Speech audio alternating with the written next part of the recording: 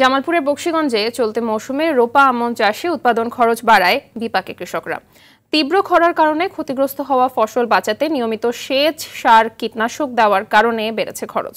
এছাড়া গ্রামাঞ্চলে চলছে বিদ্যুতের ভয়াবহ লোডশেডিং। ক্ষতি পোষাতে রোপা আমন চাষে ভর্তুকি দেওয়ার দাবি স্থানীয় কৃষকদের। বকশীগঞ্জ সংবাদদাতা জিএম ফাতিউল হাফিজ বাবুর পাঠানো প্রতিবেদন জানাচ্ছেন সৈয়দা সামিয়া তামান্না।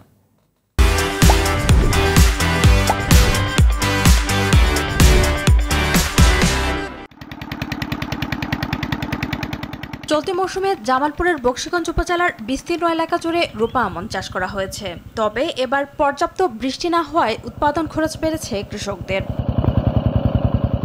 তীব্র খরায় নষ্ট হচ্ছে ফসল, তাই বৃষ্টির পানির বিকল্প হিসেবে ডিজেল মেশিনে ফসলে সেচ দিচ্ছেন কৃষকরা।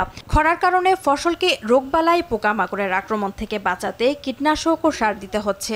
এতে কৃষকদের খরচ বেড়েছে দ্বিগুণ। আবার গ্রামাঞ্চলে বিদ্যুতের ভয়াবহ লোডশেডিং এর কারণে অনেকেই ফসলে সেচ দিতে পারছেন না। যে খরা শুরু হয়েছে এবং সার এবং বীজ এগুলোর দাম বেশি, ক্ষেত ফাইটে একদম খড়খড়া হয়ে গেছে, শক্ত হয়ে গেছে। তাহলে বিদ্যুৎ না থাকার কারণে আমাদের খুব সমস্যা হইতেছে আর কি। আমরা ক্ষতিগ্রস্ত, আবার আঙ্গুর নষ্ট যাচ্ছে। সার তেলের দাম বাড়তি, কিভাবে এলে করবো? কারেন্ট 24 ঘন্টা আমাদের থাকে 2-3 ঘন্টা, আমাদের ফসল নষ্ট হয়ে যাওয়া নাইছে। লাভের আশায় কম খরচে রোপা আমন চাষ করলেও এমন অবস্থা চলতে থাকলে এই ফসল চাষ থেকে কৃষকরা মুখ ফিরিয়ে নেয়ার আশঙ্কা করছে কৃষি বিভাগ।